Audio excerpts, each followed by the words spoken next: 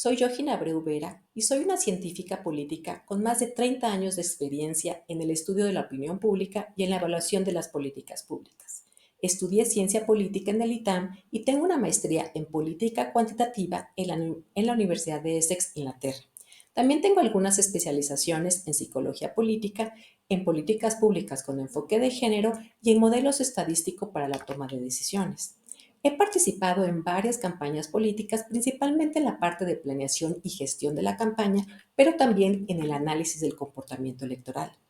En mi experiencia, he diseñado varias metodologías para comprender y entender el comportamiento de la ciudadanía, así como sus opiniones y sus puntos de vista, con la intención de definir estrategias para obtener su voto. Como directora de Precisa Medición Estratégica, también he participado en varios proyectos de incidencia política a través de la ciencia de datos y la innovación tecnológica, sobre todo para generar campañas de alto impacto. En este seminario vamos a explorar puntos claves para ganar la elección judicial. Si eres un aspirante al cargo, creo que es el momento para que ustedes puedan prepararse con estrategia.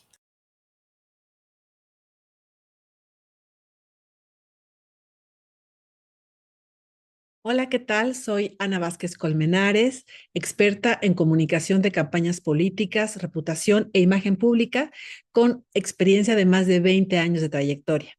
He asesorado a más de 300 candidaturas con todos los retos de su comunicación verbal y no verbal, debates, discursos, etcétera. Yo entiendo la imagen mucho más que moda, peinado, accesorios, como un atributo de tu marca personal en el competido espacio de los medios de comunicación y las redes sociales. No basta con que luzcas bien, por supuesto que eso ayuda, hay que hablar bien, hay que tener mayor telegenia en estos días y son retos con los que estoy dispuesta a ayudarte. Mucho gusto y hasta la próxima.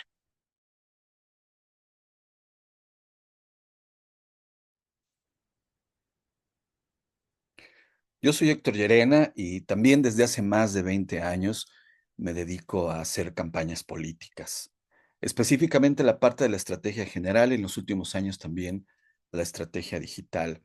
Soy profesor en algunas universidades como la UNAM, el ITAM, la UAM, el Instituto Ortega y Gasset, sobre temas de comunicación política y campañas. Este día les quiero yo compartir una serie de reflexiones, pero sobre todo de aprendizajes en estos 20 años, de las cosas que yo creo que debemos pensar rumbo a las próximas elecciones de este junio de 2025. Nos vemos en un momento.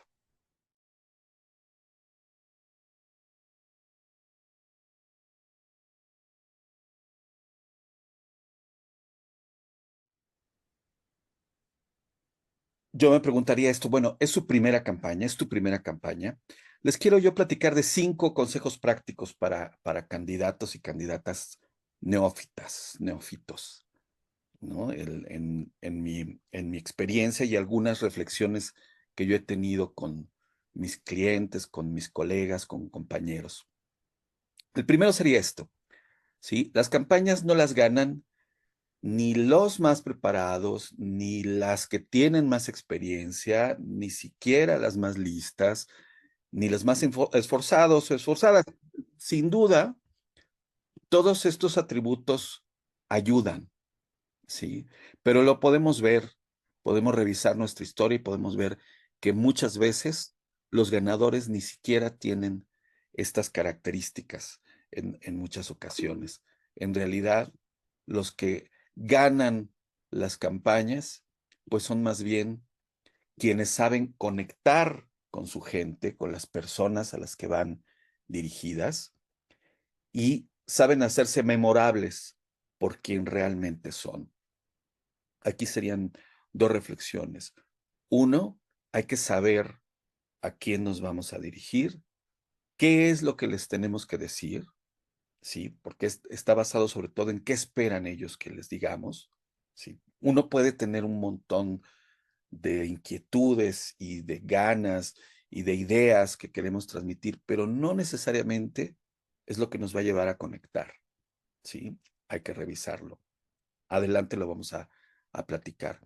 Y la otra es hacernos memorables a partir de la autenticidad. La autenticidad es una herramienta poderosísima en estos días de redes sociales y de conversaciones que suelen diluirse en segundos.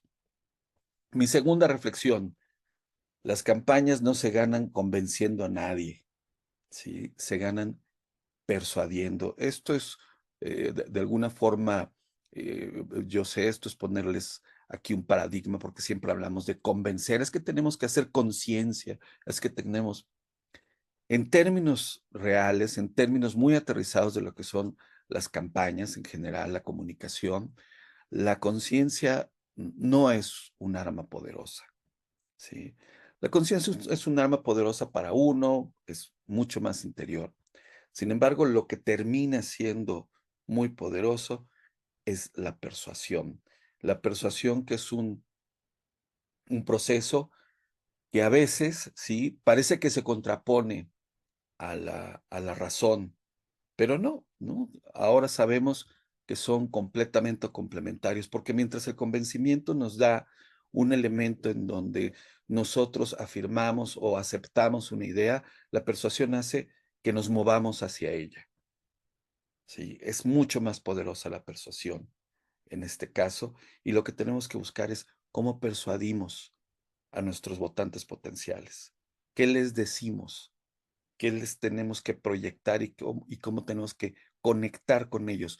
La persuasión, sí, sin duda la persuasión va a, a mover a las personas. Una tercera reflexión es: una buena estrategia puede contener los errores de una mala campaña, pero jamás lo contrario, ¿sí? Una buena estrategia, sin duda, aunque las campañas sean muy malas, si la estrategia y los mensajes básicos están colocados donde tienen que estar, seguramente va a funcionar. No así, aunque la campaña sea muy bonita, aunque la campaña esté hecha correctamente, si no es estratégica, sí, no va a funcionar. Lo hemos visto en estas épocas un montón de veces. Sí, candidatos a nivel nacional, incluso en otros países, que hacen campañas donde dicen cosas correctas, pero no necesariamente las cosas correctas son las estratégicas. Mi cuarta reflexión sería: las campañas tienen un público determinado, porque si les hablamos a todos, terminamos no hablándole a nadie. Tienen un tiempo determinado, empiezan un día y terminan un día en específico, incluso a una hora específica, y tienen recursos limitados. ¿A qué voy con esto? Ser estratégico significa siempre decidir y trabajar en función de estos tres factores: mi público, un tiempo y recursos, ¿sí? ¿Con qué me he encontrado? Las campañas suelen ser su patrón fundamental es el desorden. Todo el mundo se mete, ahora es esto, ahora es lo otro, todo el mundo opina, todo el mundo tiene una estratega en su interior, ¿sí? Quienes estamos en el centro de las campañas, tenemos que ser muy fríos y decir: voy a ir a tal lado, voy a hablar en tal sitio, voy a juntarme, voy a reunirme con tales personas. ¿Son las estratégicas? ¿Son las que me van a llevar votos? Si no lo hago así, estoy perdiendo tiempo y recursos.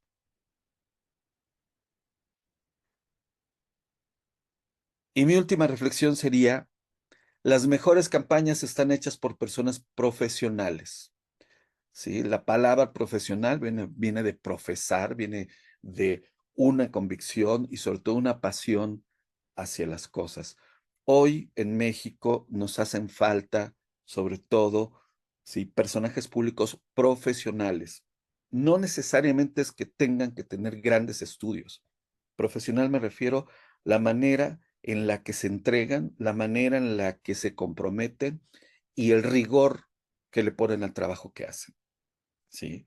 Porque sin duda, si ustedes ya están aquí, si ya vas a ser parte de la historia, tienes que hacer el mejor papel de tu vida, ¿sí?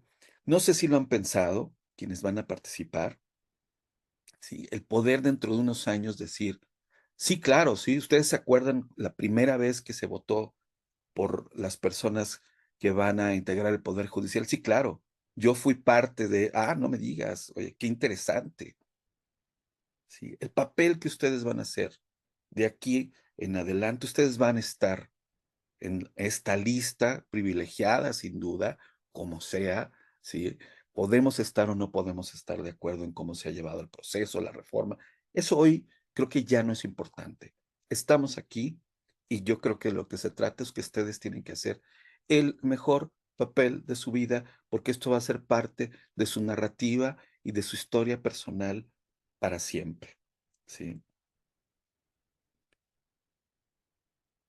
Muchas gracias. Estos son mis puntos de contacto. El email que vamos a utilizar para recibir también preguntas, ¿sí? Dudas, solicitudes. Sí, yo les quiero compartir a nombre mío, a nombre de mis compañeras, el hecho de que queremos estar cerca de ustedes en este proceso, sean o no nuestros clientes, ¿no? Cosa muy importante, porque también tenemos esta parte donde estamos comprometidos a que este proceso, a que este momento tan importante, tan complicado que ha sido para México, salga lo mejor posible. Todos queremos que esto salga lo mejor posible. Y bueno, al final, si a ustedes les interesa también preguntar por nuestros paquetes de asesorías, estamos a sus órdenes. Yo los quiero dejar con Ana Vázquez Colmenares para que les platique acerca de reputación e imagen pública. Gracias, gracias, Héctor. Claro que sí. Muy buenos días, tengan todas y todos. Me es pues muy grato poder estar esta mañana. Todavía no voy a compartir, nada más quiero dar esta introducción. Gracias. Es muy grato estar con ustedes. Yo también tengo muchos años, como lo dije en el video, dedicándome a temas de campañas políticas. Una buena parte también de mi vida profesional la he dedicado a temas de apoyo a mujeres para el avance de las mujeres también en la vida pública. Entonces, he asesorado muchas campañas para mujeres, también a funcionarias públicas.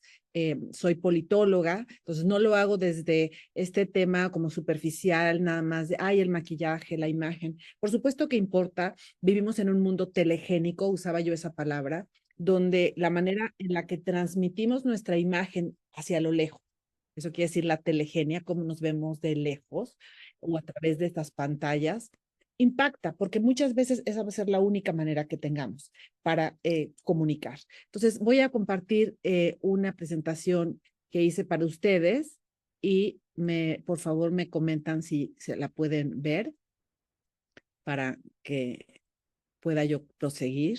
Nada más la voy a poner en modo presentación. Me dicen Héctor o Johin si ya se ve. Sí se ve. Perfecto. Bueno, muchas gracias. Les quiero hablar del branding personal, la imagen y el storytelling en las campañas y específicamente para este proceso inédito que es de personas juzgadoras, de personas que como ustedes pues provienen del mundo fascinante del derecho, eh, y de la importantísima función de ser operadores y operadoras de justicia, pero que sin embargo no estaban, por lo menos hace algunos meses, ya no digamos hace años, necesariamente en la mente de las personas, en la preocupación cotidiana, salvo, por supuesto, de las y los justiciables que tenían que usar los servicios, por decir de alguna manera, o acceder a la justicia. Entonces, hoy estamos inmersos pues por esta gran campaña que se hizo, que se ha hecho desde los poderes, pues en una nueva dimensión de la comunicación. Hay un nuevo paradigma. Una mayoría ciudadana ya, digamos, se convenció de que se requiere un cambio profundo en el sistema judicial. Esa es una batalla, y si quieren ya lo comentaremos al final, que probablemente no iniciaron muchas y muchos de ustedes, pero es este nuevo paradigma que ya se construyó y que ya fue aceptado. Ahora, hay que ver también el vaso medio lleno. la mayoría de mexicanas y mexicanos ven con esperanza este proceso, pues lo consideran una mejoría, una posibilidad de que se depure este poder judicial que lamentablemente ha sido caracterizado en esta nueva era fundamentalmente como un poder corrupto. Nuestra labor aquí, por supuesto, no es un seminario de filosofía política, es una webinar que busca hacer muy práctico el reto gigantesco que van a tener de comunicar en medio de estas condiciones en tan poco tiempo para lograr atraer a personas que hoy, en su gran mayoría, dicen no confío en el Poder Judicial. De acuerdo a varios estudios que hemos revisado, encuestas, el 78% de las personas en México sabe que se llevará a cabo una elección de jueces. No todo el mundo ya sabe la fecha, pero digamos, ya fue suficientemente grande el embate gubernamental, la persistencia, también las discusiones desde los medios, la repetición del tema que ya 78% de la gente está informada, lo cual no significa que vaya a ir a votar.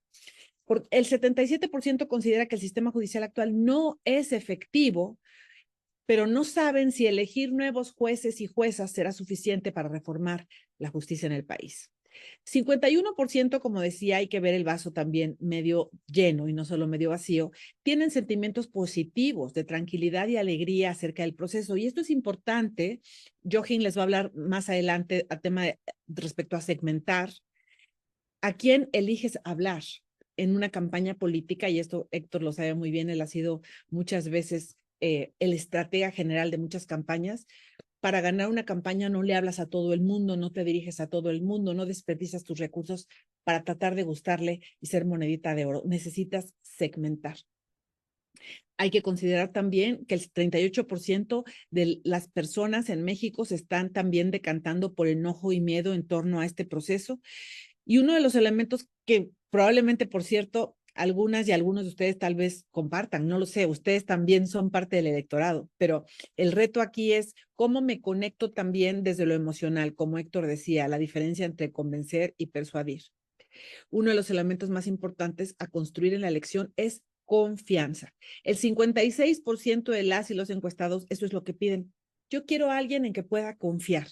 Y el 19%, o sea, un porcentaje mucho más chiquito, lo que piden es que me demuestren experiencia y trayectoria. Entonces, vean la diferencia. La experiencia y la trayectoria es más fácil de mostrar en un currículum. La confianza no. La confianza se tiene que ver, se tiene que percibir y por eso el branding personal y la imagen tiene que ver, porque el que yo sea una persona capaz y conocedora del derecho, aunque haya sido de dieces, aunque lleve muchos años en el Poder Judicial, aunque tenga muchos méritos, no me hace necesariamente una persona atractiva para este electorado que les describo. Requerimos profesionalizar nuestra comunicación y a mí me tocaría trabajar con ustedes en dos ejes esenciales de su branding personal, su imagen física y también apoyar a Héctor en el tema de las redes sociales. ¿Qué es el branding? O sea, esta palabra viene del inglés brand, marca, pero genéricamente es la manera que te permite diferenciarte de las demás personas. Es cómo eres percibido. Entonces, de golpe de vista, en pocos segundos, una persona se forma una primera impresión de ti y puede, si le preguntas, decir si confía o no confía en ti, si te prestaría dinero, si te dejaría a sus hijas o hijos a tu cuidado, en fin. Es muy curioso como en muy poquitos segundos la gente se forma decisiones que muchas veces pueden ser duraderas en torno a las demás personas. Y en este tema, la comunicación no verbal es vital para que las personas se formen una opinión de una persona servidora pública. Ojo, pero esto no se da aislado porque se da en el ámbito de la política y la gente ya tiene, digamos, puntos de vista, convicciones, creencias y sesgos inconscientes a veces en torno a lo que es la política. Para muchas personas, si tú estás en política, eres alguien que primero va a buscar su propio interés que servir. Por ejemplo, ¿no? Hay mucha desconfianza en general en México en torno a la política y a los políticos. Entonces, el gran reto es cómo hacemos para mostrar que somos personas confiables. La primera impresión, como les decía, se forma en aproximadamente 7 segundos. Todo comunica, tu voz, tu expresión no verbal, tus gestos, tu vestuario, tu peinado, tu accesorio, si tienes lentes, por ejemplo, las gafas, pues los cristales generan una barrera de comunicación en uno de los órganos más importantes de la comunicación, que son los ojos, la boca, por supuesto, las manos. Y la otra cosa es que hay que saber la importancia de las redes sociales. Seguramente ustedes ya la saben, pero quisiera reforzarla aquí con un dato. Más del 70% de la población de nuestro país obtiene información política. ¿De dónde? De las redes sociales. ¿Y qué ve? La imagen que se publica en redes sociales, que muchas veces no está controlada por nosotras y nosotros, porque no es lo mismo lo que se llama tu huella digital, lo que tú quieres dejar, que tu sombra digital, que se construye también con lo que las otras personas dicen de ti, con lo que los medios publican, ¿no? Si yo voy a una marcha, por ejemplo, seguramente la foto que yo voy a publicar en mi Instagram o en mi cuenta de Twitter, hoy X, va a ser distinta y mucho más favorable que la que va a publicar un medio o, por supuesto, la que publicaría un adversario. Y en todo esto, el color es una de las piezas claves. Un ejemplo, el azul es un color que en general proyecta confianza y seguridad, lo asociamos con el cielo. El verde, cercanía y frescura, porque lo asociamos con naturaleza. El amarillo, energía y optimismo, que lo asociamos con el sol. Y por eso es que vestir totalmente negro, salvo velorios, gala o, por ejemplo, pues la indumentaria que se usa, por ejemplo, en la corte, es connota o lleva un mensaje muy especial. El rojo, por cierto, en pantallas brilla demasiado porque es un color que tiene una frecuencia de onda muy corta, entonces es preferible usarlo dosificadamente. Por supuesto, esto requiere una personalización, saber qué colores te convienen, tiene también que ver con tu piel, tu tono de piel, ojos, cabello, es una combinación única, la que cada quien tenemos, y los colores cerca de nuestro rostro pueden hacer que nos veamos más jóvenes o mayores, con la cara enfermiza o saludable, que nuestros ojos brillen más o se vean más claros, que los dientes se vean más blancos o amarillentos, en fin, los colores que nos ponemos sobre todo cerca de la cara en estos planos de la televisión, de las redes sociales, que normalmente son planos medios, son muy importantes. Pero si vamos a estar, por ejemplo, en una foto de cuerpo entero, pues por supuesto toda la indumentaria, los colores, el diseño importa mucho, la forma de tu cara, los rasgos de tu rostro serán el indicativo para analizar qué te queda mejor, desde qué tipo de escote, de cuello llevar. En el caso de los hombres, también el tipo de cuello de las camisas. No es igual si tienes una cara alargada, una cara redonda, una cara cuadrada. En las mujeres, si usas o no collares, qué implica en esta época donde si estamos diciendo que lo que la gente está criticando del Poder Judicial es esta percepción que se ha creado de que hay corrupción, de que hay nepotismo. Bueno, entonces, ¿cómo comunicas confianza? ¿Cómo comunicas cercanía? ¿Cómo comunicas también algo de austeridad? Tu corte de cabello, en el caso de las mujeres y pues, también algunos hombres, por supuesto, tintes, los accesorios, si usas corbatas, si usas joyería, qué distrae, si usas gafas, si usas lentes, ¿cuál es el tipo de marco que favorece más a tu cara o que distrae menos? En el caso de los varones, el bigote y la barba comunican muchas cosas. Eh, estamos en una era digital, como decía, donde la telegenia es fundamental y hay otros aspectos que considerar en tu comunicación: la postura, el uso de la voz, tu sonrisa.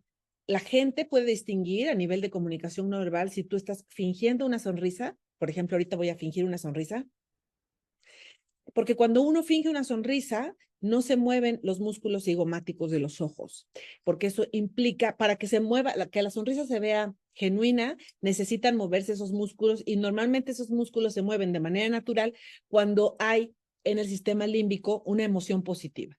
Entonces, bueno, hay que entrenarse para todo esto. Contacto visual con las personas, con la cámara, en qué momento, si estás en una entrevista, debes mirar a la persona que te entrevista, en qué momento mirar a la cámara. Esto lo hacemos en los media trainings. Y considerar otros factores técnicos como la iluminación, el sonido, la escenografía, porque todo comunica hacia un storytelling, que es el arte de contar historias con efectividad y donde, como también lo apuntaba Héctor, no nada más está la razón, están las emociones. Aquí quiero referirme, perdón, en esta foto es la misma actriz de una serie que yo vi hace un tiempo, y ella está personificando a tres personajes distintos, porque la serie se basa en la idea de que sin saber clonaron a estas mujeres. Y por supuesto son totalmente diferentes, es un reto actoral muy importante. Y de alguna manera, aunque no lo queramos, cuando estás en campaña te enfrentas un poco, toda proporción guardada, a un reto actoral. Entonces, ¿cuál es la parte de ti que muestras? Porque pues no vas a mostrar la parte de ti tal vez que le gusta quedarse en pijama los domingos, ¿no? Entonces, ¿cuál es la parte de ti que va a conectar mejor, que procura un acercamiento emocional? Recordemos que en el storytelling la estructura básica es la de la historia, donde hay un dilema o un problema. En este caso, la gente siente que quizá la justicia no está suficientemente cerca o la justicia no le ha servido. Hay un villano, ya sabemos a quiénes han apuntado para ser los villanos. Hay un héroe o una heroína, una solución muy clara. Entonces, ¿cómo hacemos para construir una historia distinta, alternativa, donde cada una y cada uno de ustedes pudiera fungir pues como esa heroína y brindar esa solución muy clara que es votar por ustedes? Sin duda, no van a tener tiempo de ir casa por casa y saludar mano por mano a todas las personas que necesitan que voten por ustedes, necesitan usar las pantallas. Entonces hay que cuidar detalles desde esto, como vean cómo se ve sin una buena iluminación, tu webcam, tu Zoom, qué caras haces. Todo esto lo trabajamos en nuestras estrategias de comunicación específica. Y bueno, yo dejaría aquí mi participación y le cedería a la voz a mi compañera Johin Abreu para que pudiera hacer su exposición y al final, si nos lo permiten, que pudiéramos abrir una ronda de preguntas y respuestas. Gracias.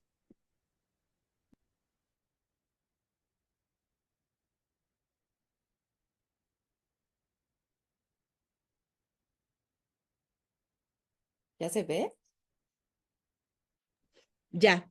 Bueno, pues gracias Ana, Héctor, pues bienvenidas y bienvenidos. Estamos muy contentas de poderles ayudar en este día de hoy, que espero sea muy útil para lo que ustedes van a hacer. Y pues primero que nada los quiero felicitar, las y los quiero felicitar porque tomaron esa decisión de participar y es pues un gran reto que van a tener porque es la primera vez que sucede.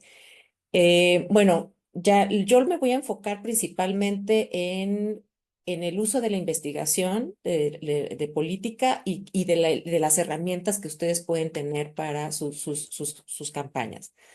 Como ya dijeron mis colegas previamente, el mensaje tiene que ser personalizado, ya no se puede hablarle de todo a todos, ¿no?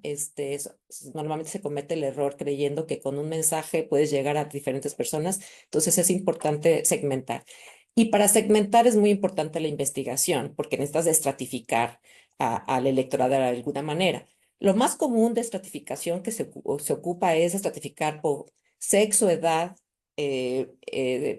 sí, sexo, edad, sectores, ¿no? En las campañas tradicionales normalmente se agrupa de esa manera, pero no es la única manera y lo vamos a ver más adelante.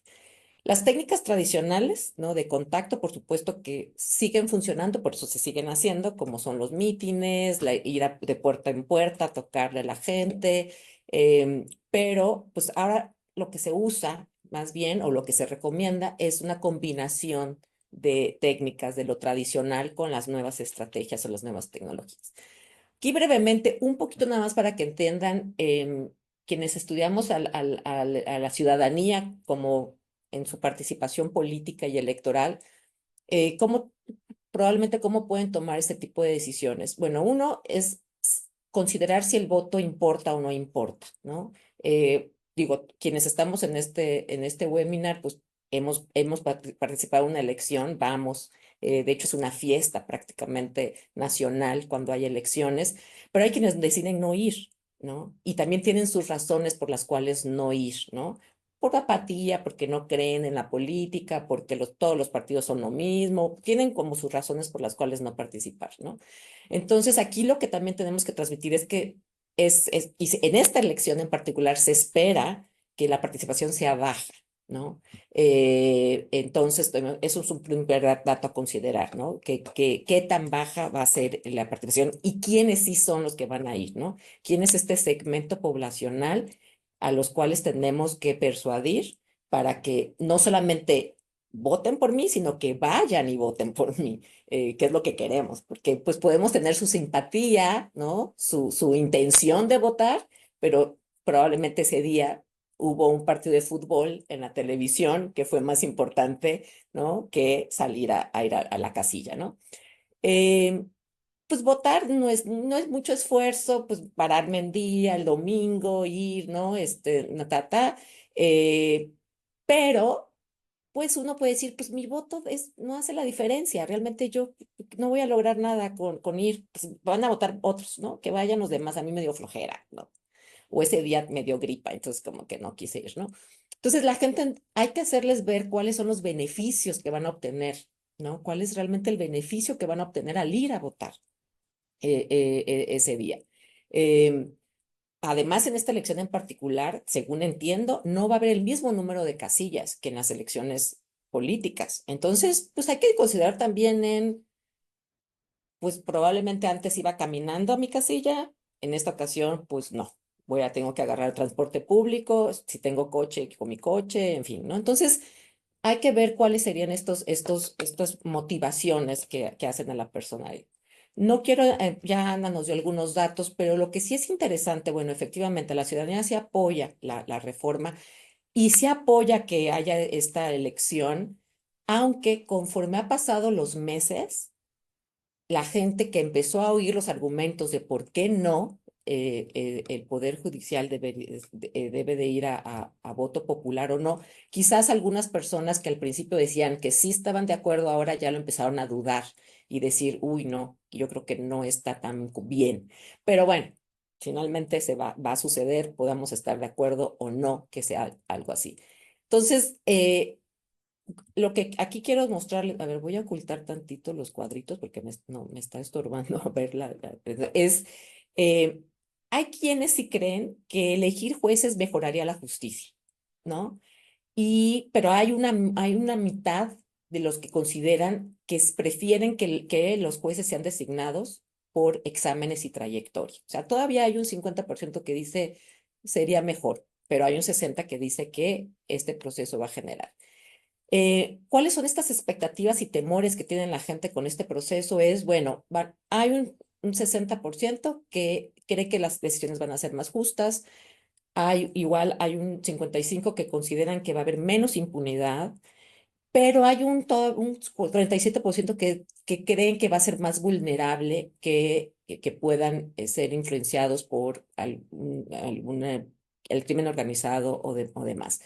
Y es importante este dato, además de que consideramos que en general México, en general la política y la justicia no es la excepción, pues que existe corrupción, también está este tema de que pues no existe mucha impunidad en el país, ¿no? Entonces, ahí vayan pensando usted en qué elementos de estos les sirve para lo que van a transmitir, ¿no? En sus mensajes cuando estén en campaña. O sea, finalmente la gente, o sea, imagínate que casi el 90% creemos que la impunidad en México sigue igual o ha aumentado. Entonces, recapitulando brevemente, sí se cree que se debe de reformar, no saben exactamente si es la mejor manera la elección. La confianza al sistema judicial no es todavía muy bueno. De alguna manera ustedes tienen que tratar de cambiar esa idea. Eh, pero también existe este temor de que haya más vulnerabilidad en el sistema con las elecciones a intereses políticos, a intereses partidistas y criminales, ¿no? Entonces, todavía no se sabe bien cómo debe ser este equilibrio entre que haya esta participación ciudadana, ¿no? Y que al mismo tiempo haya una independencia del Poder Judicial y profesionalización. Igual aquí nada más digo, sin entrar en tanta teoría, porque no es lo que ustedes necesitan, pero sí ténganlo en cuenta que el comportamiento electoral hay que verlo de esta manera, desde la sociología política, ¿no? Que es el tema de de estas bases grupales, ¿no? Que es clase social, es religión, es edad, es género. La parte política, que tiene que ver como un poco más las cuestiones más emotivas, más emocionales, si me identifico, ¿no? Tal. Y la cuestión de economía política, que es un poco el análisis racional que yo les decía del voto. O sea, ¿en qué me beneficia a mí ir a votar ese día, ¿no? Eh, bueno, aquí nada más para que quede un poquito más claro, la aplicación de las nuevas tecnologías, pues es hacer ese análisis de datos. Una manera es analizar los datos. El reto de esta elección, que no nada más es un reto para ustedes, sino es para quienes estamos de este lado, es pues qué datos vamos a analizar, ¿no? Realmente, en las elecciones, las de puestos de elección popular para cargos de la administración pública o del Congreso, pues ya hay una serie de históricas de podemos saber muchas cosas, ya tenemos como probada las elecciones, han habido muchas encuestas y demás. En esta ocasión también es algo muy nuevo. Como sí es importante igual la comunicación multicanal, ¿no? Aprovechar las plataformas digitales. Y pues también, pues ya tenemos, pues todos estamos comunicados en WhatsApp, ¿no? Las aplicaciones, la geolocalización, ustedes es muy importante igual que empiecen a ver en dónde están las personas ubicadas, ¿no? Dónde están ubicadas estas personas, no pensando en dónde está Jorge Martínez exactamente, pero dónde están estos grupos o estos conglomerados a los cuales yo me quiero comunicar, ¿no? Y creo que aquí es muy importante ver sobre todo ver estos estilos yo siempre lo manejo como estilos de vida, ¿no? ¿Cuáles son estos grupos que comparten ciertos estilos de vida, ¿no? Puntos de vista, creencias, ideologías, costumbres, hábitos y demás. Demás. No voy a abundar en esto porque pues mis colegas son más expertas y expertos en este tema de sus cualidades interpersonales, ser auténticos y la parte de su experiencia y trayectoria. Pero ¿por qué es importante el contexto geográfico? Bueno, por esto es lo que les decía, ¿no? Ustedes tienen que saber, muchos están estas demarcaciones, ¿no? Ustedes van para ciertos territorios, ¿no? Su distrito judicial. Bueno, aquí lo importante es ver, bueno, de qué tamaño es, cuánta gente habita ahí, definir cuáles son los recorridos que van a hacer, si es que van a hacer recorridos o no, cuáles, porque entiendo que están restringidas en muchas cosas que pueden ustedes utilizar, ¿no? En términos de gasto, tiene que ser todo, ¿no? Parte de ustedes, no hay un financiamiento público al respecto. Entonces, con más razón, ustedes tienen que ser muy eficientes, ¿no? Muy eficientes en el manejo de sus recursos, ¿no? Entonces, no pueden, ¿no? Como en las campañas, que no sé si les pasa a ustedes, pero a mí en lo personal me pasa que cuando te borran así de pósters todas las, ¿no? Que ponen ahí la imagen y demás, es un desperdicio de recursos que no está generando mayor diferencia. Ustedes tienen que ser estratégicas y estratégicos en dónde poner sus cosas.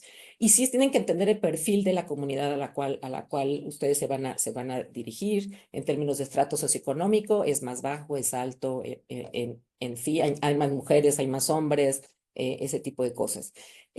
Demográficamente también es importante, geográfica y demográficamente ustedes tienen que entender muy bien para ir haciendo estos mensajes personalizados que les hemos estado insistiendo. Mapear a sus votantes, identificar estas áreas claves, optimizar estos recursos. Súper importante utilizar los sistemas de información georreferenciados. Hay varios que ustedes pueden ubicar donde están las personas. Tienen que ustedes entender, ¿no? Cuál es la historia y la cultura local, ¿no? De ese distrito, ¿no?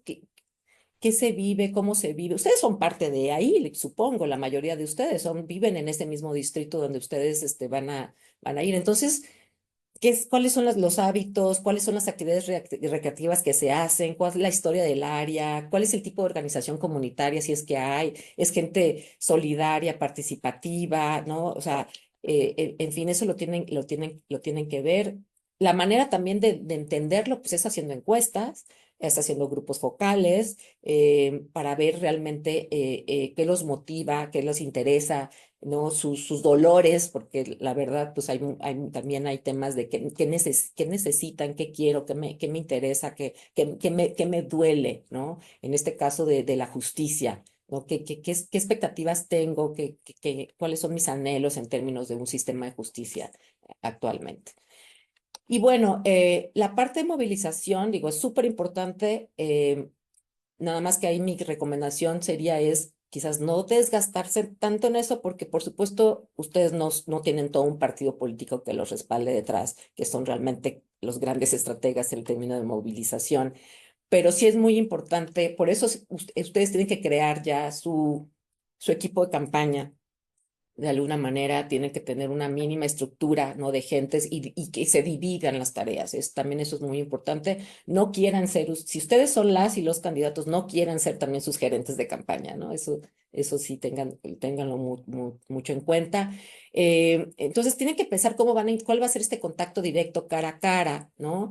Porque a veces sí van a ser ustedes, pero a veces no van a ser ustedes, a veces van a ser representantes de parte de ustedes, ¿no? Entonces, estos representantes de parte de ustedes, ¿no? Ojalá que tengan ustedes muchísimos voluntarios, van a hablar por parte de ustedes. Entonces, en reuniones, en mítines, en foros gremiales, en fin. Pero la otra manera de tener ese contacto directo pues, es utilizando las nuevas tecnologías, las llamadas telefónicas, el internet, hacer reuniones en foros públicos, en fin, ¿no? Sí hay cosas que hay que tener en cuenta para el día D, ¿no? Cómo van a ir a votar, ¿no? Si digo, en México vemos mal lo que le llamamos el acarreo, que en otros países no está visto como algo mal, sino está visto como una logística justo para que la gente vaya y vote. Entonces, en algunos países, por ejemplo, el transporte público ese día es gratuito, para que la gente tenga el incentivo de que no les va a costar ir a la casilla. Pero aquí, bueno, es más bien cómo vamos a facilitar para que la gente vaya y vote sin caer en este tema de que haya estos incentivos perversos, ¿no? De compra de voto y en fin, pero más bien cómo hacemos que si la gente de manera voluntaria se organice y vaya a votar, recordarles que vayan a votar, ¿no? Se les va a llamar, no se les va a llamar, cómo se va a hacer. Ustedes van a construir un padrón, van a tener un padrón de la gente que ya dijo que va a votar por ustedes y entonces necesitan tener ese listado. Eh, en fin, bueno, esto me lo voy a traer porque mis compañeros ya lo han dicho. Entonces, aquí importante, resumiendo, llamadas telefónicas para recordarles, visitas domiciliarias si es posible, o hacer reuniones, hacer eventos, foros, em, en fin. Y pues bueno, esto sí tiene que haber un registro mínimo de personas que ustedes vayan convenciendo, porque si no los tienen, o sea, si no tienen ustedes sus datos de contacto, no hay manera de darles un seguimiento a estas personas, ¿no? Em, y pues miren, me voy a ir más rápido porque quiero que hablemos de su de sus intereses y dudas que tengan. Em,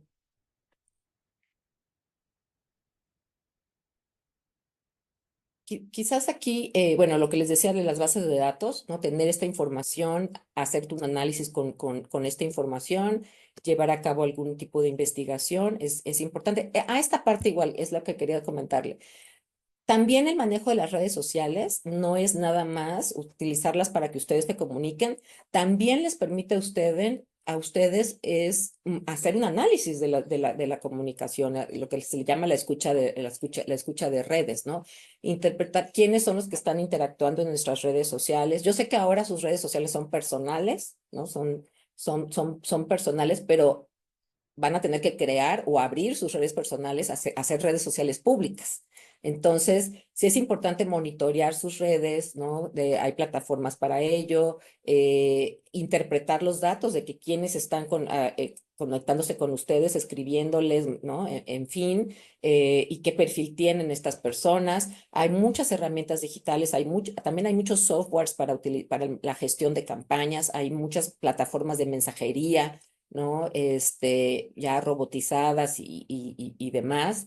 Entonces, sí sería bueno igual ustedes vean cuáles son estas campañas de gestión, más bien estas plataformas de gestión de campañas que les permitan a ustedes hacer, eficientar su trabajo y su organización. Como bien decía Héctor, las campañas normalmente son desordenadas, entonces hay que tratar de aminorar el desorden, y la manera de aminorar el desorden es contando con el apoyo de plataformas digitales que organicen, y créanme que va a ser la mejor manera para eficientar, optimizar sus recursos escasos, ¿no? Utilizando este tipo de herramientas.